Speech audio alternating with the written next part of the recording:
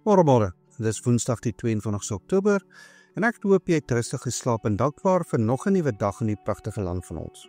Ons gaan vandag aan met Noag se verhaal en hierdie keer gaan dit nie oor die storm nie.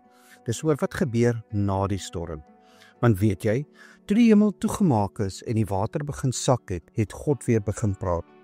In Genesis 8 vers 13 staan daar geskrywe: In die 601ste jaar in die eerste maand het Noag die deksel van die ark oopgemaak en hy het gesien die aarde is droog.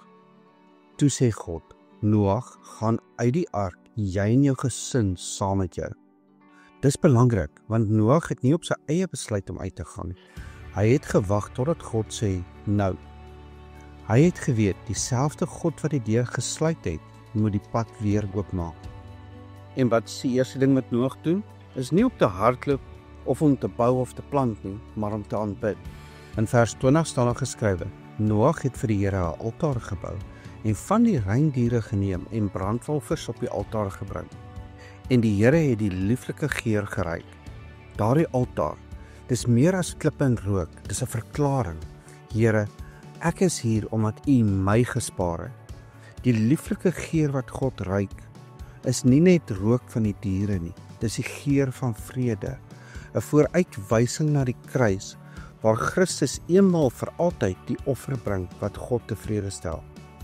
Noag se altaar wys na Jesus, die ark wys na redding, die deur wys na genade en die altaar wys aanbidding. Die plek waar oordeel en vrede ontmoet.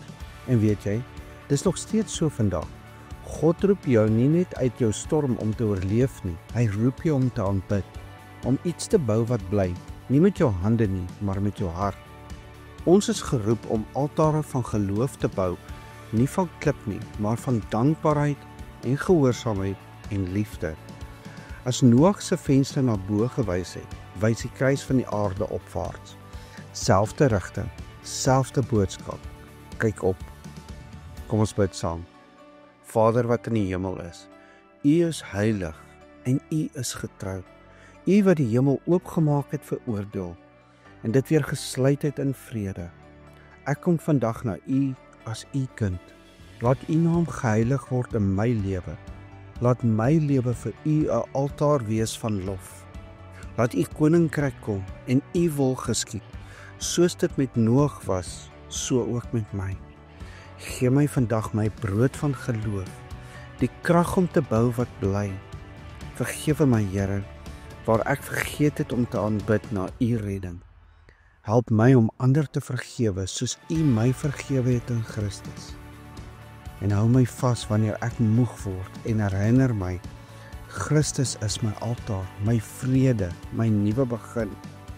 Want aan U behoort die koninkryk, die krag en die heerlikheid, nou en tot in ewigheid.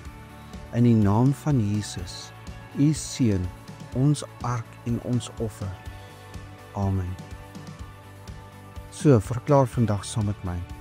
Ek is nie net gered nie, ek is geroep. Jesus Christus is my altaar. My lewe is my aanbidding.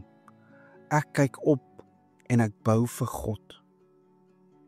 En moenie vergeet nie, jy is dalk die Bybel wat iemand vandag moet ontmoet. Laat hulle nie net jou ark sien nie, laat hulle die altaar in jou lewe ruik, die geur van Christus, die vrede na die storm. Ek hoop jy het 'n geseënde Woensdag.